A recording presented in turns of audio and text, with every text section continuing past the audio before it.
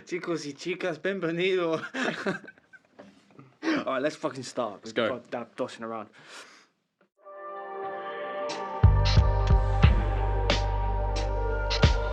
Ladies and gentlemen, welcome to the Background Football Podcast. Ladies and gentlemen, welcome back to the Background Football Podcast. I'm here again with my co-host Frank. Hola, todo bien? Todo bien. ¿Qué pasa? Yeah, very good. Brilliant. We've had a great week of really exciting transfer news. Well, there's been exciting rumours. Not much. Well, no, there's been a few deals that we have not discussed. But what we are going to start with we have big news coming out in the past few days. Eddie Howe has left Newcastle following, a bad year, a terrible year for Newcastle. It's just 2 seasons ago. They win their first trophy in 70 odd years. They get Champions League football. You're thinking, all right. 1 year ago. I mean. Okay, It was the season before last. Season before last. They're on a real high. Then that summer they go and sell their best player. Yeah. In a controversial fashion as well. Fast forward a year, Gordon's gone, Tonali's gone, Guimaraes looks like he could be going. I read earlier today United are going to come in for what's his name? Lewis Hall. Yeah. I almost said Eddie Hall. Lewis Hall. And Howe's gone. What do you make of the situation? It's a tough one. I mean, I think it's a shit show. It shows where Newcastle are as a club, and it shows that a big takeover is not it's not what it used to be necessarily. You still need to come and you still need to implement a proper strategy of growth, and I think FFP and everything, it does make it a lot harder these days. But I think they haven't completely got it right, and I don't necessarily think it's a bad thing for them that Eddie Howe's gone. I mean, we were saying it a bit earlier. He's a great manager, but it could be time. He's been there five years maybe. He's been there a while, and he will go down as a Newcastle legend. Oh, for sure. And he's done so much for them. Yeah, he's been brilliant. He's put them on the map again. I think he's made a lot of Newcastle fans, prouder. Yeah. They're competing, not at the very, very top, but they're competing at a very high level. I think it's made them love their club. Not again, because I'm sure they did, but more after a period of fucking horrific Mike Ashley, Sports Direct Arena, and you're like, Jesus Christ. Like, Newcastle were in the mud, and he's really has brought them back. And I think anyone's an idiot if they don't say Eddie Howe's a good manager. Yeah. No, and I think maybe it was time. Yeah. But I think the thing that I'd be worried about now is, okay, they're going to lose more players probably this summer. The reinvestment is very, very important. Yeah. And that includes the reinvestment in the manager. So reportedly, they have appointed Matthias Jassel, I'm not sure how you pronounce it, from Al Ali in Saudi Arabia. Now, doesn't fill you with confidence. It doesn't fill you with confidence. He doesn't have a particularly amazing track record at a high level. Albeit, okay, he's won leagues in Austria with Salzburg. He's won the AFC Champions League twice with Al Ali as well. So he's only 38 as well. So it's a risk, it's a gamble, but it kind of also screams a little bit to me. Saudi Arabian owners getting a manager in from the Saudi Arabian League. Maybe there's some weird, dodgy connection going on there where they're like, we're going to give this opportunity unwarranted. I don't know. It's just if I was a Newcastle fan. Sure. Yeah, no, maybe I'm wrong, but if I was a Newcastle fan, I'm looking at that thinking, if we had got him, I'd be fuming. Could we have not found a more suitable replacement? Yeah. Like you never know. He could come in and refresh it, and they could be in and around the European spots again. Who knows? Who knows? It feels like the type of manager who a lower mid-table club would go out and get.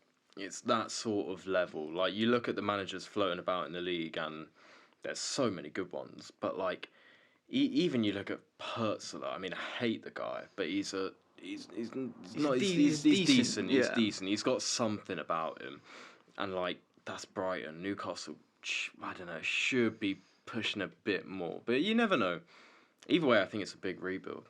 I think it's a project now. I think you can't. I think in this day and age in football, you can't not have a project. Yeah. As a manager, I think a quick fix just doesn't work these days. Yeah. And they're gonna have to redo it. Yeah. They're gonna have to tear it up and start again, which is, you know, again, if I'm a Newcastle fan, like this was the project. The project. This that team, and now it's gone. It's a good team, and it's crumbled. Yeah, it really has crumbled. And you never know, like the season could start and Voltemada could show He showed glimpses last season, especially towards the start. Like, he started really well. People forget. Yeah, he could turn into their main guy. Yeah, Visser couldn't. He was injured in and out of the side. Can them two build a good relationship? They could, and then they've got the new. They've got exciting young player in what's his name, Manzambi. Yeah, they've just signed. I mean, they've got. I mean, could he be a good player? Yeah, I think they'll be decent, but I think if I was a Newcastle fan looking at the last few years, I'd be very worried about how they're going to get back up to those levels quickly. And I think what is concerning as well, like they can't seem to keep their best players. Yeah, they don't have that pull or all the money. Maybe not so pull, but like the stay factor. Yeah, it's still a stepping stone. Like Isak, he was desperate. Go join the champions. Tonali, okay, they got 100 mil for him, but he was kind of like, on paper, Tottenham finished below, but Tonali's still moving to you. Yeah. Whether it's lifestyle reasons, wants to live in London. I think he just wants to play for a top club, to be honest. Actually, I think it's more that. And the project, and with a great project with one of the best managers in the league. I think that's more likely. But we can. You get my point though. It's like they can't seem to, and like obviously, Guimaraes seems to be. He's expected to join Arsenal. I think in the next week we'll hear, like what I'm reading is it's gonna happen. 80 million around. Which I think that's a killer blow for them. That is a blow. Your captain, best player, arguably. And I'm just more just he's the leader. Heart. He's the heartbeat. He's the heart of that team. Yeah. And yes, it's worrying times, but fresh page. Fresh page. I'd be surprised if they push on for Europe. I think it'll be a mid-table finish for them, if I'm honest. I think the standard's just too good in the league now. You look at that Sunderland team. Yeah. Newcastle are off it. You look at the rest of that Newcastle team, I'd back Sunderland over them. Yeah. I mean, and as you said, like, you look at teams like Brighton, they're they're going to invest well. Palace. Even Bournemouth. Bournemouth bought in Marco Rosa from... Was he managing? Was it Dortmund? I feel like it was. Or maybe he was there before. I can't remember. He's been around the block. He knows what he's doing. It seems a little bit smart. I feel like all Newcastle's the way they go about stuff, it just doesn't seem that smart. Risky. It's hit or miss. And I think, I mean, you look at Waltemard, like 80 mil. That's like it's like it was a big risk. It's a huge risk, and like almost somewhat of a panic buy. It seems quite panicky. Yeah. I mean, but just everything Newcastle do seems a little bit panic. It doesn't seem measured. Like you look at teams like, I don't know, Villa. Villa lost Tielemans. They bring in Andre Santos. It's like it's all. You mean Gomez? Nah, Santos, no, from Chelsea. No, he went to United. Sorry, that's poor from me. Jesus no, but they brought in Gomez. Yeah. Someone else.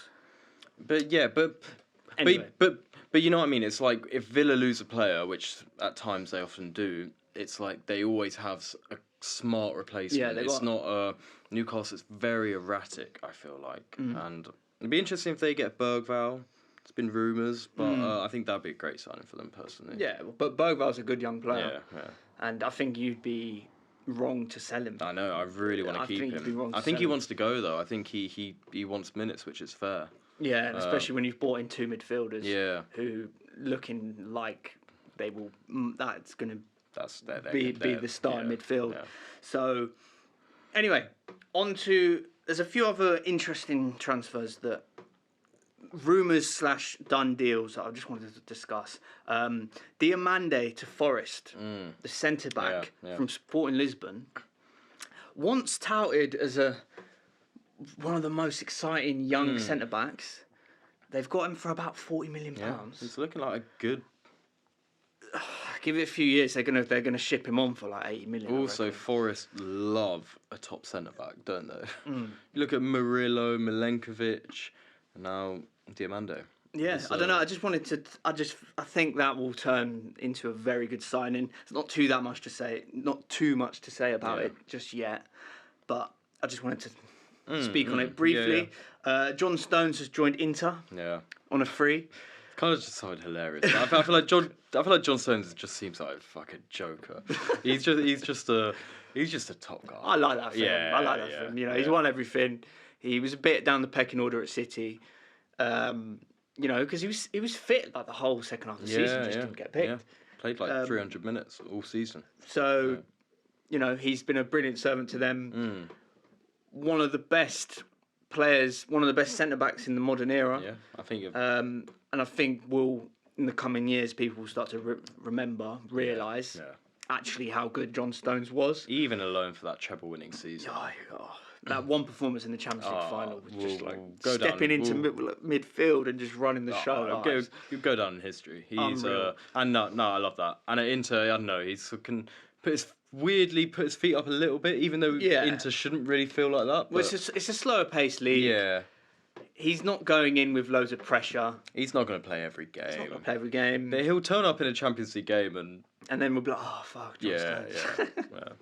Yeah. So yeah, next we're talking about Arsenal briefly. The Vinicius Junior links seem to have come and gone. Yeah. People getting excited. I was always a little bit like, I just don't see it. It's seeming like it's not going to happen now. And my main question is, what now? Who do Arsenal? Because we still need. There's still another big money attacker that we will sign. I hope. My question is just who. What about any Rodrigo links? I haven't really seen. No, I haven't seen any links. Quiet. I mean, I feel like the Vinicius rumours got fueled from Diamande. Yeah. From Diamande. I mean, I don't think it's confirmed just yet, but it's looking very likely. Apparently, they've agreed. Diamande's agreed terms with Madrid, and I think they're just squabbling a bit over the transfer fee. Yeah. But that will probably happen. Yeah, and then you look at that and you're like, how can you have Rodrigo, Vinicius, Mbappe, and Diamande? I mean, it's a lot. But you say that PSG. You look at PSG. Yeah, and Diamande's a young player.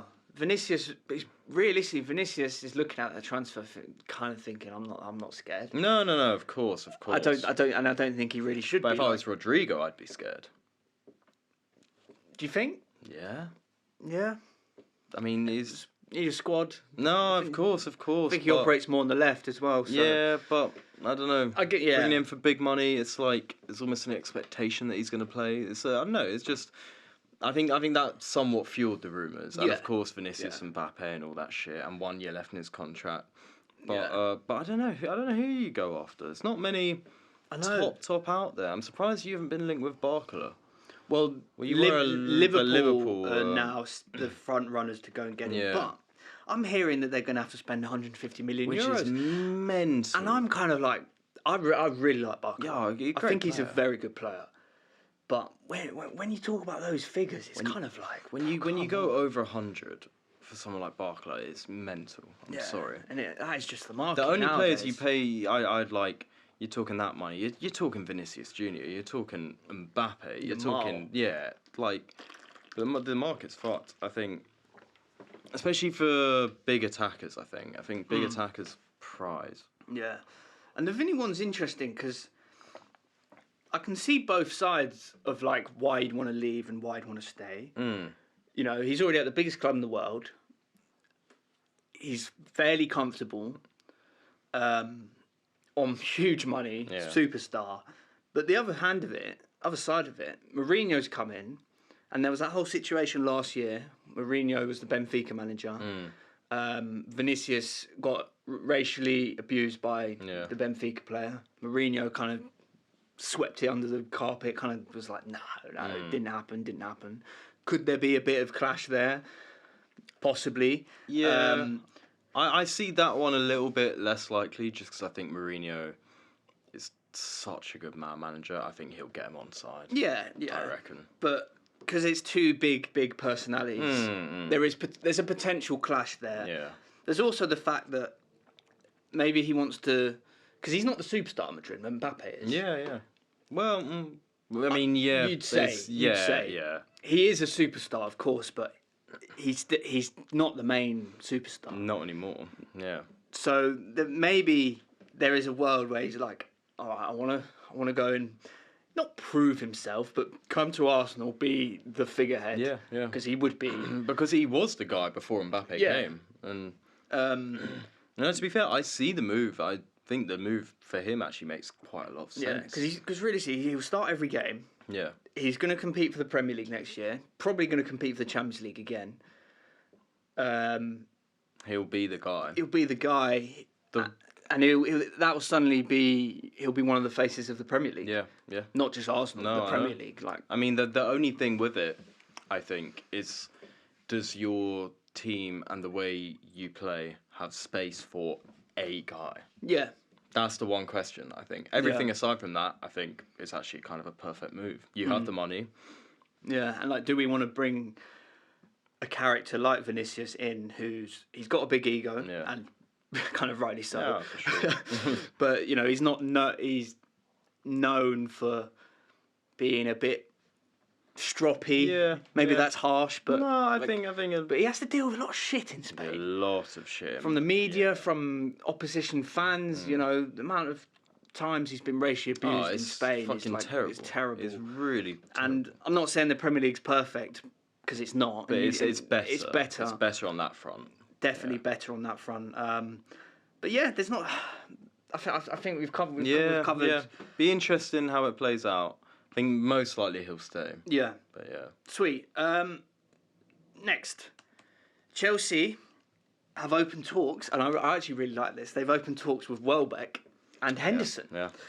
I quite like this. If I'm being honest, I think it's quite smart. Yeah. Yeah, because they've got a very young team, bringing in experienced heads like Henderson. Realistically, he's not going to play that much. Yeah. He's going to be a squad player, in and out. It's just for the dressing room. For the dressing room, great. Welbeck as well. He's a good striker. Welbeck's fucking top. I'm sorry. He's been top for how many years? Yeah. Even since he left you, he's been brilliant. Yeah, no, but his whole career, he's been even at us. He couldn't.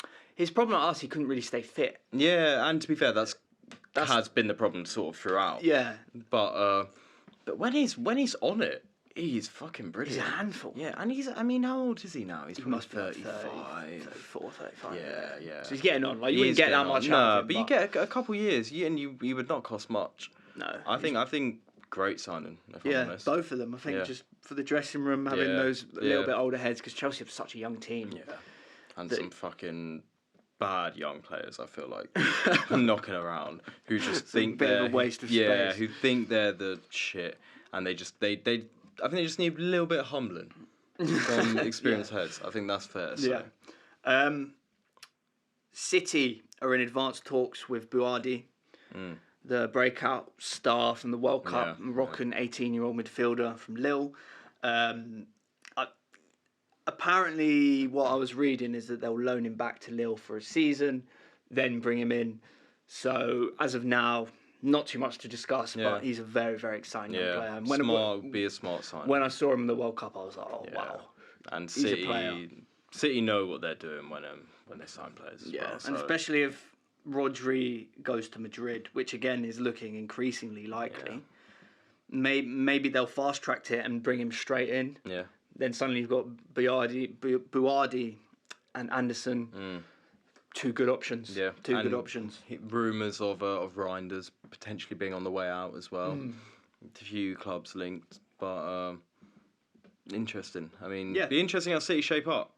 I mean, we'll get onto that in a few weeks, but yeah, they're building.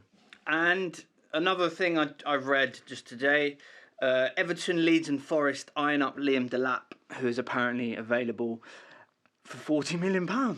Terrible signing. If any of them sign them, fucking idiots. He's so shit. The problem that I have is like, it's annoying. Chelsea signed him for 30 million. Yeah. Like what? Just last year? Last year. And they're going to ship him on for profit. It's ridiculous. He's so shit. He's actually shit. But the thing is, I think he'd be all right though for an Everton, Leeds, or for I don't think that's a terrible signing. I do. I think it's just dog shit, if I'm honest. I think it's a little bit harsh. No, I think he's utter shit. I just don't think he's championship. I don't think he's at the level of a top half Prem club. But for mid table, I don't think that's that bad. I disagree. I think he's not at a Prem club. Full stop. Championship striker. We'll see. Yeah. I think you've been a little bit harsh. No, yeah, maybe. You and Chelsea strikers, you just don't like them. They're just shit. They're just shit. And lastly, before we move on to the next segment, but I have a feeling you might have included him in the next segment, so I've left it to last. So this might be a good nice bridge. Little segue. Lacroix to Chelsea for £52 million. You initially said when I told you, you said that's a lot of money, and it is. But also he's 26, so there's room to grow. Yeah. He's a France international now. He's got Prem experience. He's a good player. Yeah, no, to be fair, I've actually perhaps changed my tune on him. I think now it's more I'm like Chelsea and signing these sort of centre backs. I think I can't see how he drastically improves that squad. I still think they need a big centre back to come in. You get a huge centre back in who's going to lead that back line. I still don't know who leads that back line for Chelsea, and I'm like, that's what they're crying out for. They're crying out for a John Terry, a Van Dijk, and obviously those are the highest level you could possibly get. But I feel like they should have gone out and maybe spent 80 on a better, maybe more experienced. Who'd you go and get? That's the thing. I think like in the market, like unless you do bring in, I don't know, something like Bastoni, for example. Yeah. I think like if they broke the bank and bought Bastoni, like that would be like That's the sort of signing. That's what they need, and it's tough. I get they probably couldn't do that, but I'm like, I don't know. Lacroix just feels very much like a lot of their signings that they make, and I know it could be proved wrong. But I don't see how he drastically changes. I mean, I think it'll be decent. I think it's an upgrade on some of the centre back. If you think about who they have, like Disasi's still on their books. Yeah. I think he's going to leave though. Yeah, it's Badiashile. Badiashile's still on the books. Yeah. They're trying to get rid of him. He's definitely an upgrade on that. And then suddenly you've got Colwell, who's decent. But again, I think he gets like a lot of people rave about him. I'm not so. I've never fully seen it. I think he's Prem standard, but mid-table Prem. I think he's good. He's a good ball player. Yeah. I think he's good. He's good with his feet. I'd like to see him up against like a really tough striker to see like how he could deal with him physically, or like can he read the game enough that he doesn't have to engage in that physical contact. I don't know. I think as well, when he was coming up and he was getting hype, he was playing next to Thiago Silva.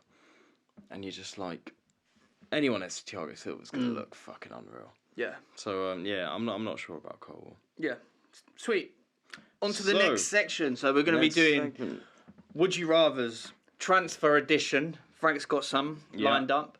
So we're going to kick it off with the player we've just been talking about. Yeah. Would you rather have signed Lacroix or Van Heck? For who though? Generally, just in a team, who would you rather sign? Obviously, they've gone for very similar transfer fees. I think it's 55 mil and 52. Similar age profile as well. Yeah, I think they're both 26 actually. Yeah. Yeah. I think I think Chelsea. Let's say I'm Chelsea. I would rather have Van Heck. Yeah, for sure. I think as much as I really, really do not like him, I do think he's a good player. He starts for the Netherlands, and that's over some very good centre. Like Van de Ven gets shifted out to left back. Yeah. I think that says a lot. That says a lot. I think Van Heck's a top player. In the last couple of years, he's shown what he can do on the ball, off the ball, leads the line.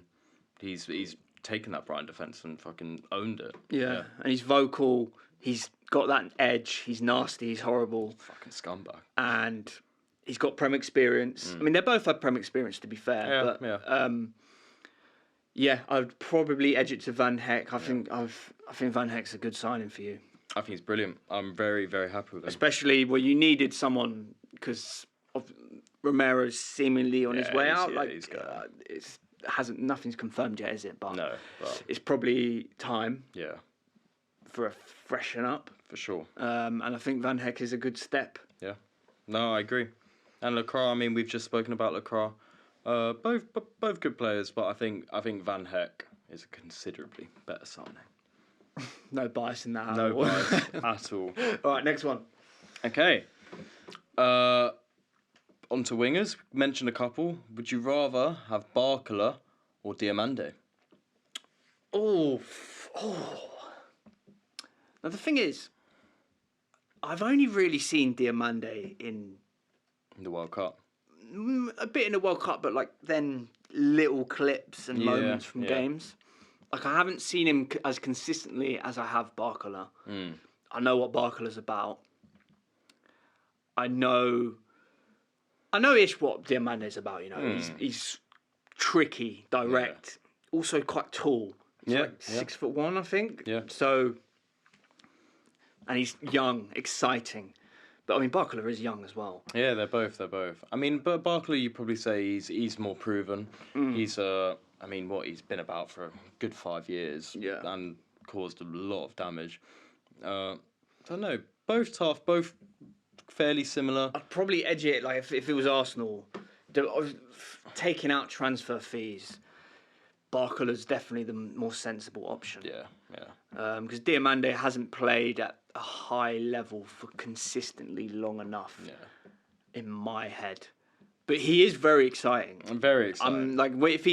If and when he goes to Madrid, I'm going to keep my eye on him. Yeah, 100%. Well, he might set the world alight. That's the thing. I think he's got that feel. I think Diamande is more of a risk, but I think if he got going, you'd be like, fuck, this guy is... Because he's exciting to watch as well. Yeah, I think Barcola, he'd come in and he'd be great, but I can't see him pushing boundaries.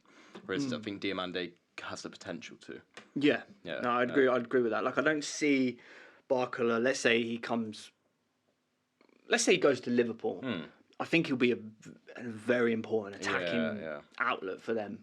But I don't necessarily see him as I'm the main guy. No, I see him... Which might be harsh, but I agree. I don't know. Maybe... I see him more of a Luis Diaz type. Yeah. And that's not a bad thing. No, not a bad thing. Very good. But not for the money they're asking. I mean, they're both expensive. Very. I mean, Diamande's going to go for 90 to 100 million. Yeah. And Barcola for over 100, which is a lot of money. Fucking shit tons of money. But... So we're saying Barcola. I think Barcola's more sensible. But Diamande might be a little bit more exciting. Yeah. Okay. Strong. Yeah, cool. Next one. Now, into the Prem, potentially going to become rivals. Bruno Guimaraes or Sandro Tonali? All right, you've set this up. Yeah. It's a tough one. It's tough. I mean, I think Bruno's a better player. I think... I say better player, but the reason why is here. Yeah. I think he's mentally... I don't know, it's harsh. No. I like the type of player Bruno is more than Tonali. Yeah, I mean, I hear it. I personally don't prefer the type of player, but I think Bruno, his football intelligence could be slightly higher. and he, I don't know, sees the game a little bit differently. But that's sort of the role he takes. And to be fair, I see Bruno almost like as the way Gerrard played a little bit. That leader, that sort of orchestrating everything. Yeah. It's passion. Yeah. It's like, you know, if you're playing against, let's say it comes to Arsenal, for example, if you're playing against us and you see Bruno in midfield, you're like, oh, I'm in for a game. Yeah. And he'll step it up in the big games. Yeah, like he's a big game player. Yeah. He pops up with important goals. He can do everything. Like he can destroy, he can distribute, he can shoot. Yeah. He's hard. No. You know, like. No. But that being said, I fucking love Tonali. I think Tonali's a great player. And I actually think they can get compared a lot, but I think they're such different players in so many ways. I think Tonali is also technically so good, arguably technically better. I actually think than Guimaraes. I don't know. It's tough, but I'd make that argument Because they're both like not like the most aesthetically. They're not pretty, yeah. But they're robust, and Tonali especially is no, both of them. But just speaking about Tonali, you know, he's an engine. He's robust. He's up and down. He's as I said with Bruno, he can kind of do everything. Yeah, yeah. But then you watch Tonali ping a ball or shoot. His technique is fucking unreal. Yeah. So both great. I'd rather have Tonali at Tottenham, and I think, if I was you, I'd rather have Bruno. Yeah, like it does depend on the state. I think Tonali and Rice would clash. I can't Possibly. see them. Yeah, but Bruno would sit for you. It'd be perfect. He'd be And perfect. it's seemingly going to happen. I'd be very scared. I'm excited if it's going to happen. But for the fees as well, obviously both big fees, 100 million to you. A lot of money, of course, but he's only, what is he, 26? I think he's maybe between 25. 25, 26. Yeah. So, you know, you're going to get a good 5-6 years out of him. Yeah. If you decide to keep him and he stays injury free and it all goes swimmingly. I think it's one of those you pay the money, but it's worth it. Yeah, and I think it's kind of the same with Bruno. It's like, I know the guy's 29. I think he's 29. I know he's 29, but it's kind of like you're signing a guy in the peak of their powers, in the right prime of his career. He's ready to go and fight for the top trophies. That's what he wants, right? I think for you as well, you still get 5 years out of him. Like you said, 5 of his best years, and for the position he plays and the role he would play for you, you almost want a slightly more experienced head. You don't want a young guy fully sitting in. I mean, Zubimendi's looking like he's being shipped out. Yeah, that's an interesting one with Zubimendi. I think if we were smart, we would still keep him, and you just got got very good options. Yeah. Because certain game states would call for someone like Zubimendi. All right, come on, just control the game a little bit. And then, you know, he tired out towards the end of the season. But people forget first 7-8 months he was exceptional. 6 months. But yeah, but you get my point. Like he was very, very good for us. No. The one thing with him that gets me, he just doesn't seem like the guy. In that position, I feel like you want someone who you're like, yeah, you're gonna fucking kill for this team. I get what you mean. Like you look at Rodri, you look at Bruno. They are fucking they take a bullet not to concede sort of thing. And Zubimendi and don't get me wrong, he's a very good player, but he does just seem like he's a little bit like floats about. He's a little bit dainty. Yeah. Which I think Bruno for you would be a brilliant signing. Yeah. Great. No, nice. Next one. Okay, on to the next. I mean, this one is slightly. I mean, as you know, let's do this one. So, would you rather have Anthony Gordon or Savinho? Oh. It's a tough one. I mean, both players. It's tough. Big question marks on both. Because I think Gordon's good. I don't think he's that good. Tell you what, I think Gordon's best attribute is his running and movement off the ball. I actually think when he gets on the ball, I never look at him and I'm like, oh yeah, you're super dangerous or great. But I think off the ball and the way he creates space, I think is fucking brilliant. Yeah. No, and another thing that I do like about Gordon he does have a knack for popping up with an important goal. Yeah. I mean, if you've he scored a few. He won Newcastle game against us a few years ago. Yeah. Even in the semi-final. Against England, pops up against Argentina.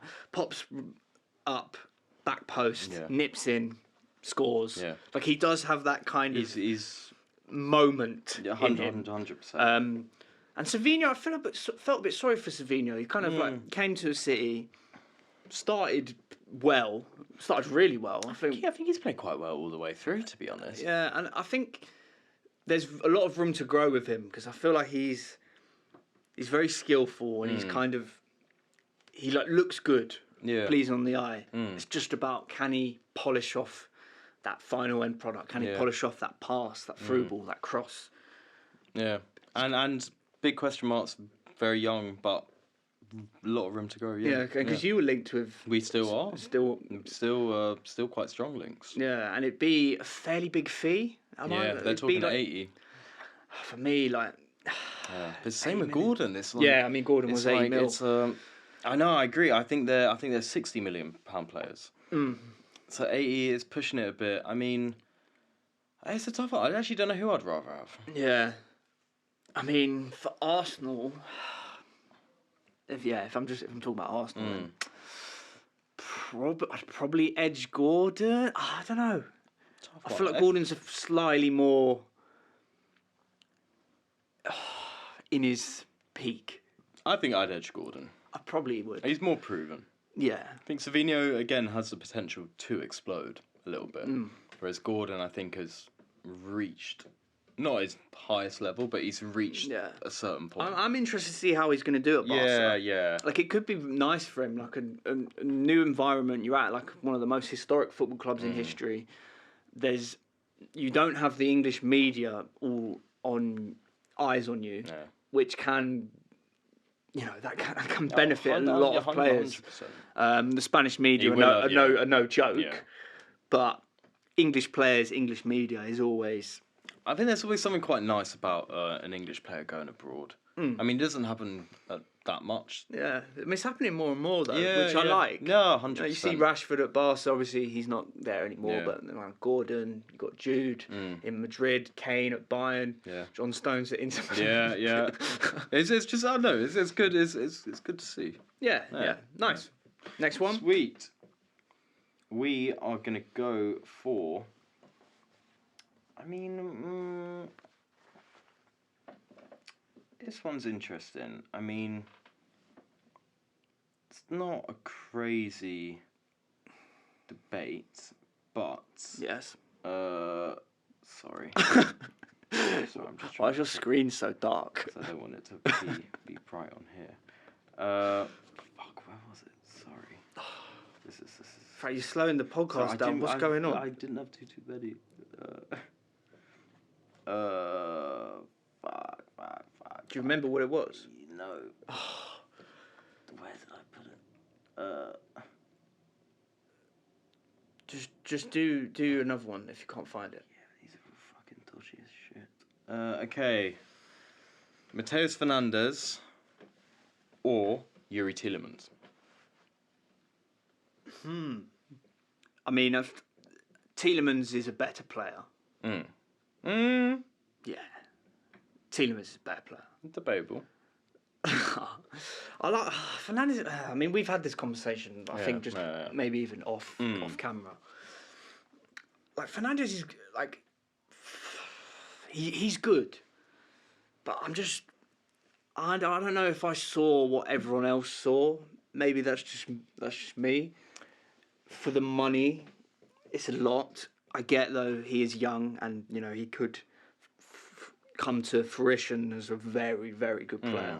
There is definitely that factor. Yeah. But Tielemans is tried and tested. No, I know. You know what you're going to get with him. You know he's gone to United. You know he's going to be good. Yeah. No, and don't get me wrong. Tielemans, fantastic player. Can do, like with a lot of the players we've discussed, can do everything.